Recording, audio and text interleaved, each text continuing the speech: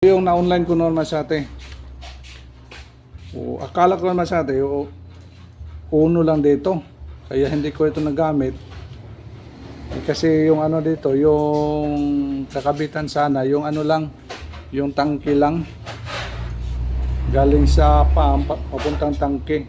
Pero malaki pala masyate. Kaya kabit natin yung sa ano natin, sa pump natin. 1-on-1 hapan sa atin. Siguro malakas yung masyate, oh. Ito yung paraan. Subukan ko ito sa pagkabit ngayon. Tapos ito naman yung tambay natin na ano, pagkanahin ko pa ito. Tambay natin na pump, pagkanahin ko pa ito masyate. Yung labas kasi ito, outlet na masyate, D-trace. Kaya problema yung ano natin, yung nozzle lang natin, yung pang online natin masyate, 1-1/2 lang. Kaya ang gagawin ko dito, magawa tayo ng DIY na T masyate. Yung outlet dito 1-1/2, tapos mayroon tayong T dito, return papunta sa ano natin, papunta sa balloon natin. Mag-return tayo masyate na 1, siguro 1/4 na siguro, boy. 1/4 lang. O 1/4 lang na ano, tubo dako ulit ng 1-1/2 para malakas yung ano. Ito na masyate yung papagawa ko na sa ating gym, boy. Yan, ito yung gagawin natin. Recon muna natin masyate. Grabe na yung ano, umuandar pa ito. Paganahin muna natin to habang kasi sa gym, boy, nagawa doon sa ano, sa T para sa ano natin.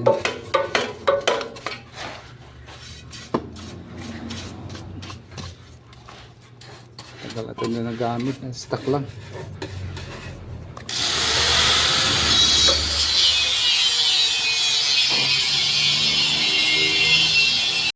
Ada ko may kuryente.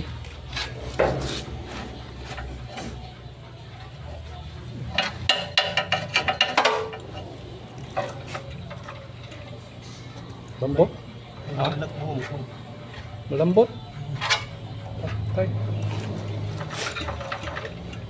Wala ka. Okay, naka-open. Okay lang. Sige lang. Oo, natanggal kasi yung ano, spark plug. Sige lang. Yes, malakas. Ito. Malakas yung kuryente. Pero kalat. Sige lang. Kalat yung kuryente.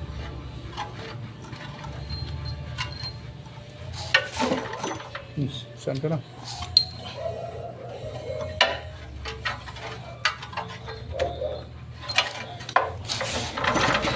Kalat. Pwede. Hindi tayo siguro under to.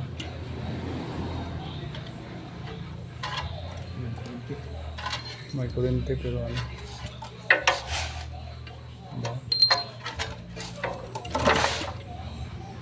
Ano? Ano pa ba?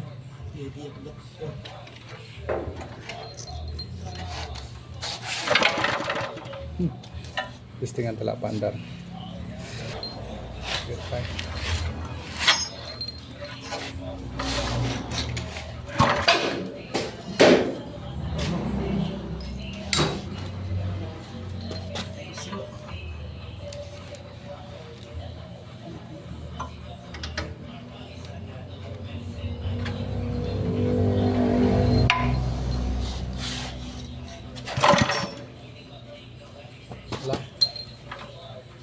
Walang ipik.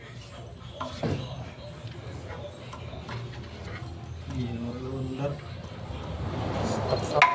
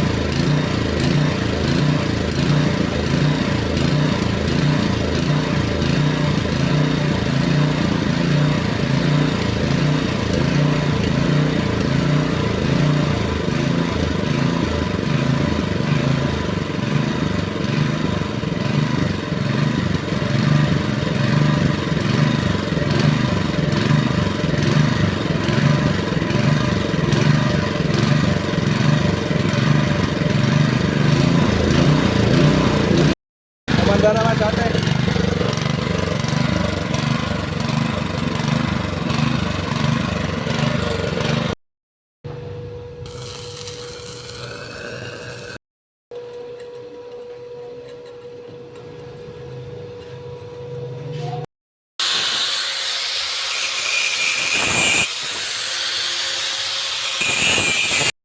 Kaya naman sa atin yun. May ang return natin 1 inch. Pero ano to masyate? 3D siya kay pwede natin lagyan ng gate valve. Sakaling mahina yung tulak pa punta sa nozzle natin, i-adjust natin yung gate valve dito sa return natin. Sige boy, kabit mo boy.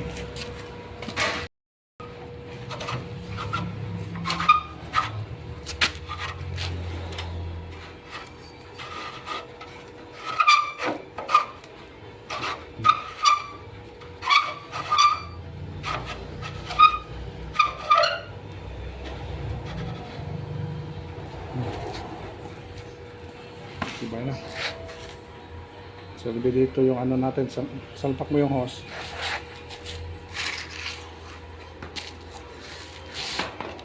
Ito yung hose clip, hose natin masate.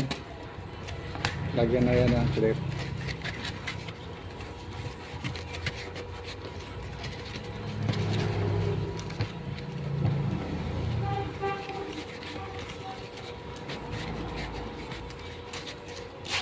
Tapos yung return natin pabalik sa balon. Tapos dili boy, welding nga to, di boy, para talian na lang dito. Ay baka sakaling tatalsik. Ano? Ibaba mo lang konti yan. Para ma-layout yung ano natin. Ay, dito nga side ano? Saan natin ilagay yung compressor? Yung makina. Kaya dyan, basta lagyan natin talinga-talinga dito para tatalian natin wire dito. Kaya kung palinahan natin baka maano bali o putol, lalayan lang natin dito ng ano talinga para wire na lang siguro para lock niya masyate para hindi siya atras, sisipa kasi yan para pwede tayo makatali dito rin. Sige.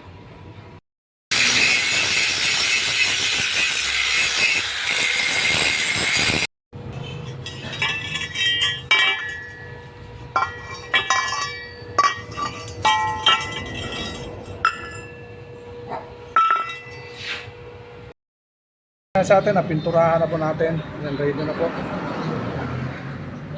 The next day.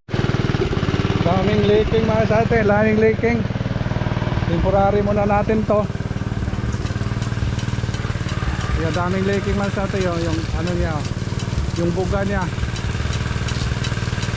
Daming tagas. Dapat bagong nga tubo dong no. Bagong tubo. Kailangan walang takas okay na. Naglalaro na siya sa atin Hindi pwede palakasan. Kaya kung palakasan natin, bunigay yung mga tubo dito. Yan. Bili tayo nito mas atin bago. Mayroon ka available doon. Kaso malaki, 4. Hindi yan pwede mas atin. Kailangan 2 lang para malakas yung pressure niya. Layo na yung abutan niya. Umabot na dito sa dulo.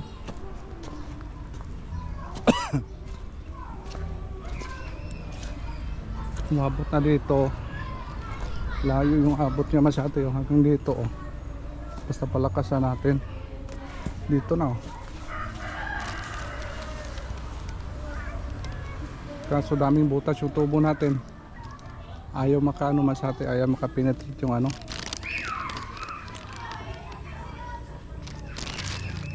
Mano-manohin muna natin to pag ano dilig.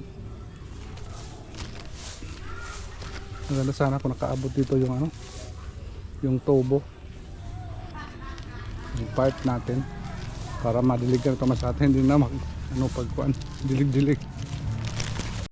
Okay masate, yun lang yung ano natin. Pag fix na po yung masate, at least nasubukan na po natin, gumana na po siya. Kaya maraming salamat masate sa inyong walang sama support sa aming YouTube channel. Thank you. Basang-basa tayo ka. Abangan nyo Masate, i-fix natin yan. Ayos na yan. Yung kulang lang natin ito yung mga yung piping papunta doon sa ano dulo. Okay Masate, bye bye.